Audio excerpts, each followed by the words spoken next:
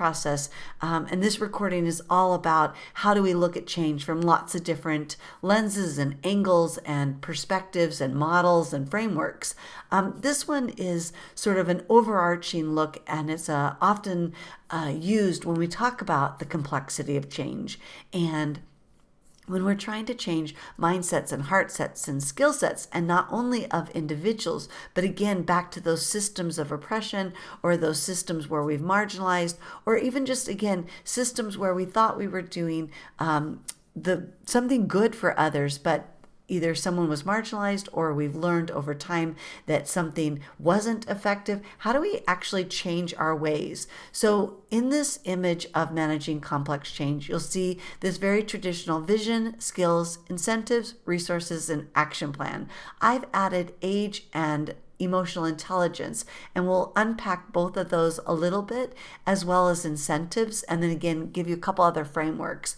But the idea of the first several columns and these boxes that are blacked out as you go across the diagonal is that the idea is there's a formula, and that if you have a vision, if folks have the skills, if there are the right incentives in place, the resources and supports, and there's really a clear, forward steps, what to do next, what to do just in time, that we'll actually get to a change in practice.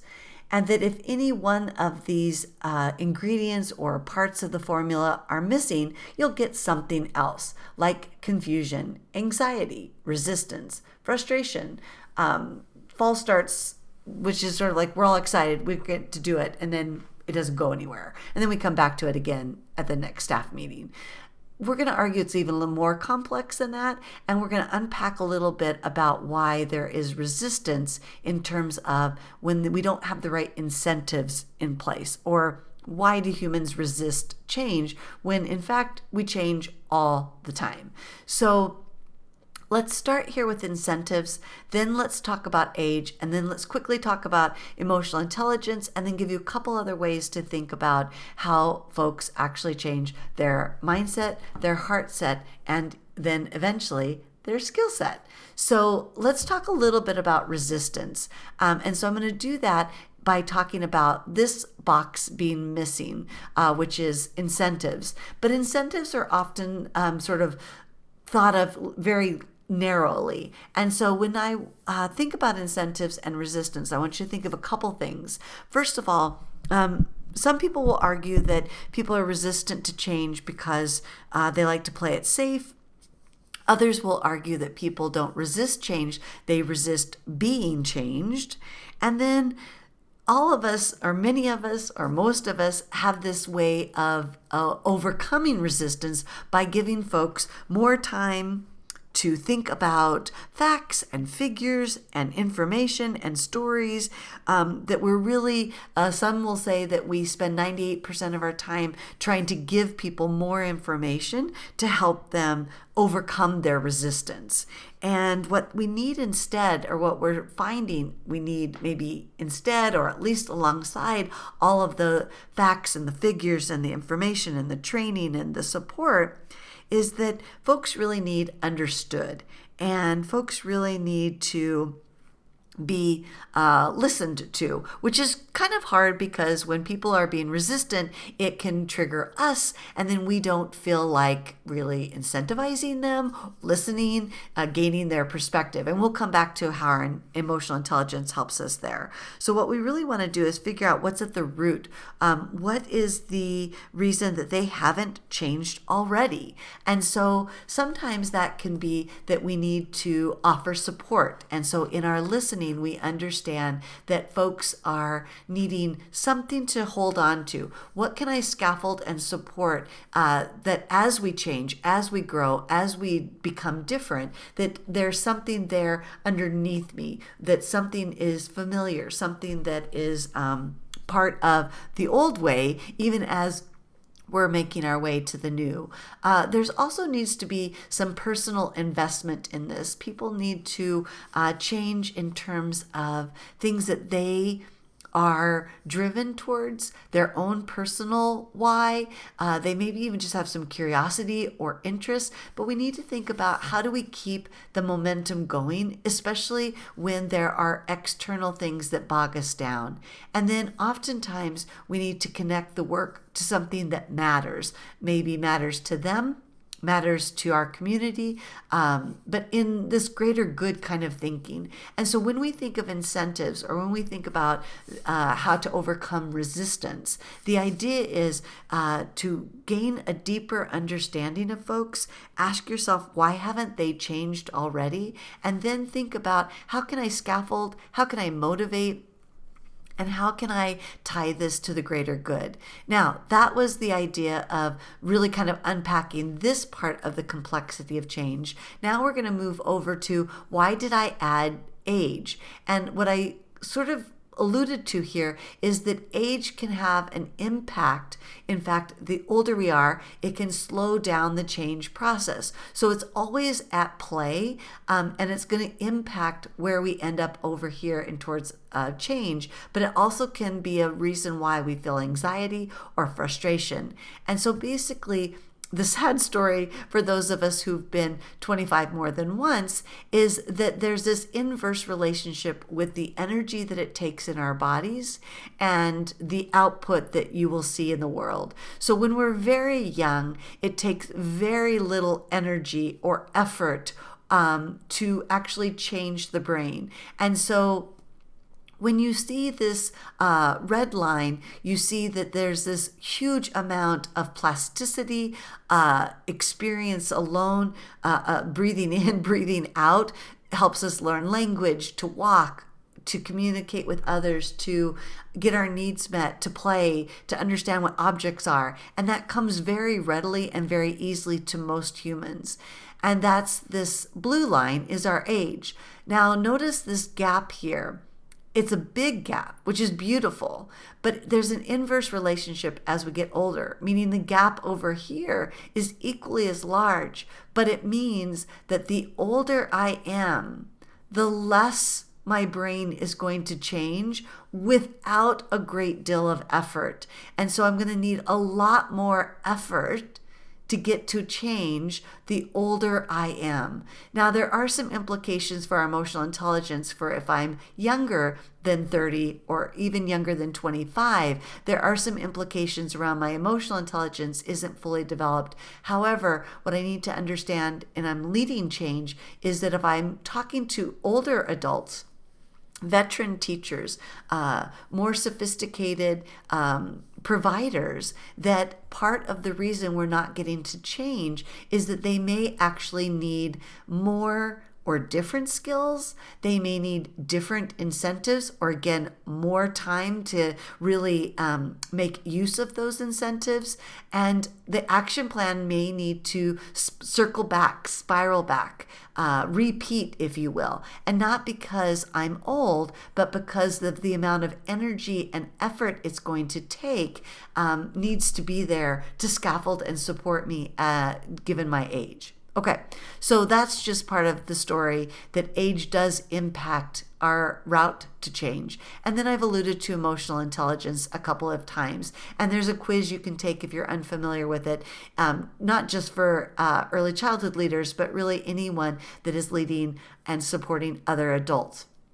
And our emotional intelligence is something that helps us stay self-regulated. It's our self-awareness. It's our ability to interact well with others, to know what our triggers are, to be highly reflective, to be empathetic. So all of these beautiful skills that we need to understand and empathize with different aged folks, and even to figure out what is the reason someone hasn't changed already, really stems from our emotional intelligence. Okay, so that was put into this complexity as well, and you can unpack and learn tons about it. It's supposed to be a little blurry, saying that if I have good emotional intelligence today, I will get a better outcome. If my emotional intelligence is low today, my amount of confusion will be higher, my anxiety is higher, my resistance is higher, my frustration is higher. I don't have the coping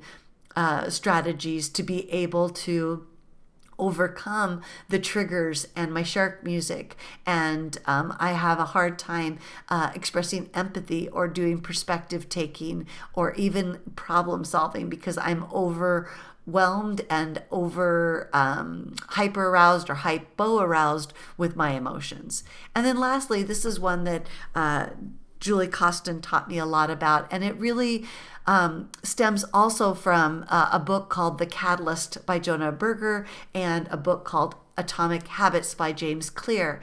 And what this image is showing is that change can be sort of like a grief cycle or a life cycle, and that there are stages. And what I want you to notice is there's this danger zone here.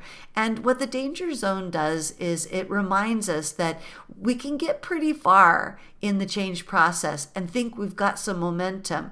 But if we don't have enough of a strong emotional intelligence, if we haven't thought about the age of the adult learner, and if we haven't thought about what to do about resistance, we will hit this danger zone and we'll go right back to where we were. So there's this initial phase where many will feel loss, where they will be paralyzed, very cautious, maybe even fearful.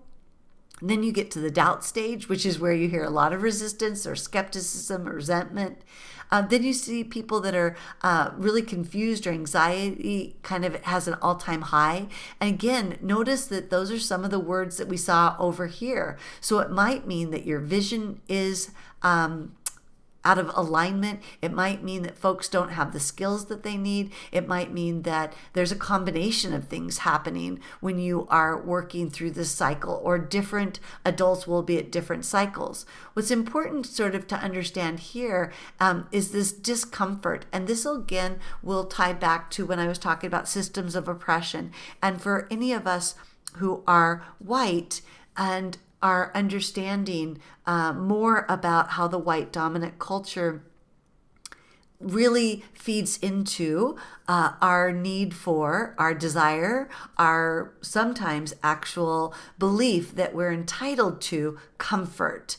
And so this is more for those with the race identity of white, that the comfort might come up as an issue that may not come up with other colleagues or educators or providers who are non-white. So your any of our colleagues, and I'm saying our in the sense that I am white, so any colleague that is Black or Indigenous or of color may present a different cycle than one who is white, because we often think about change from our identity perspective. So let me just take it out of race for just a minute and talk about, let's say I see myself as a general educator, or I see myself as a special educator, or I see myself as a speech language pathologist. That's part of my identity. And depending on how I see myself in that identity, I may be resistant to change, or I may be out of my comfort zone with this change because I don't see it as part of my identity.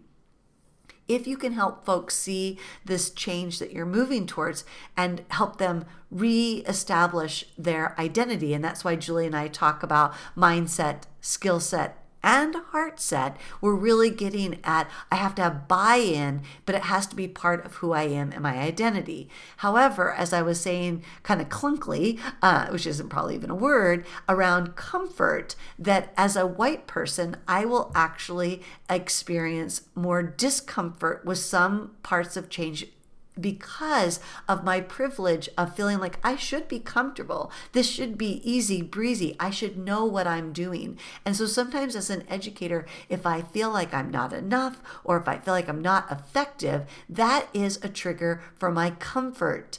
To say, hey, I am out of my comfort zone here. And again, given that I'm white and my privilege around that, I will have a greater reaction to saying, hey, I should be feeling comfortable, and I may move backwards in these stages, or I may even struggle coming over this kind of danger zone area. So that's kind of a bigger point of discussion, to think about how our different identities overlap, or what some call intersect.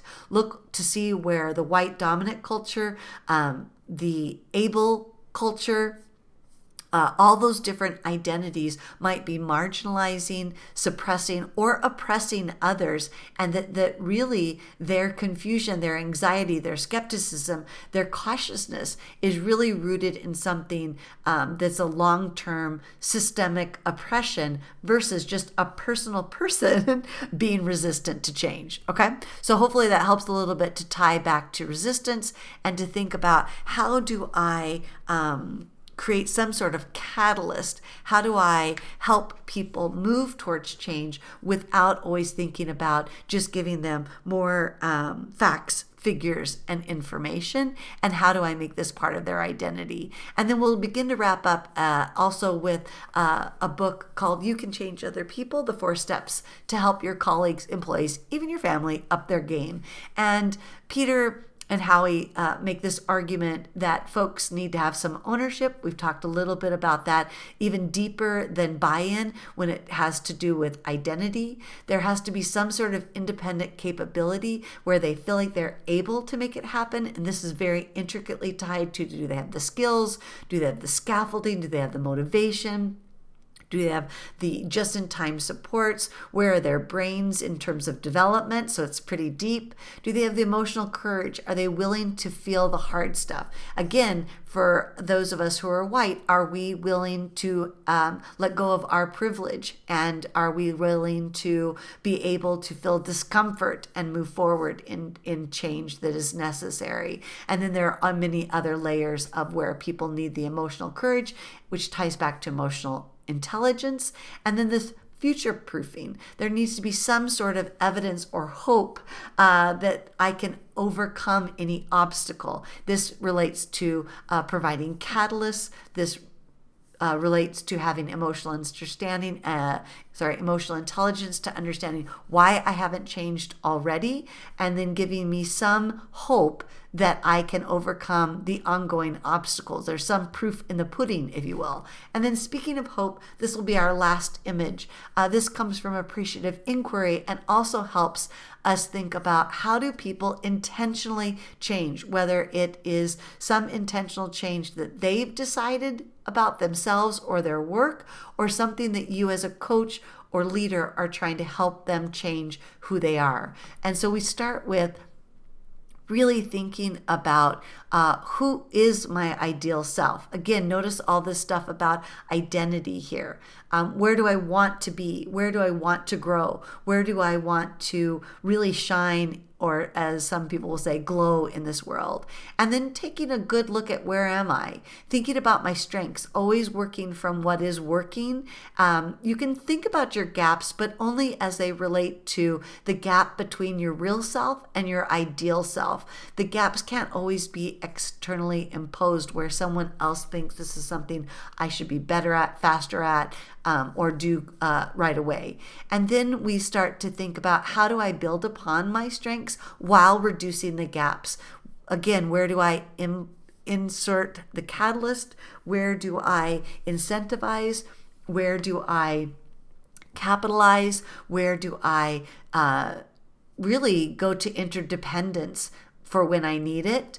I experiment it, I practice it, and then it moves me in that direction. So this is sort of from appreciative inquiry when we think about intentional change. And the key part here is to really look at the ideal and where I currently am, and then to use our strengths to move forward. So hopefully this is helpful in at least broadening our perspective about why people change, why people are resistant to change, the impact that our age can have on the change process, the need for a strong emotional intelligence, and then how do we start to overcome the danger zone by thinking about our multiple identities and thinking about how do we implant or insert or embed catalysts, not just spend our time giving more facts, figures, or information. And that said, if you have any questions or want to talk more about leadership skills, building your emotional intelligence, and systems change to create more inclusive schools, you can reach us here at inclusiveschooling.com.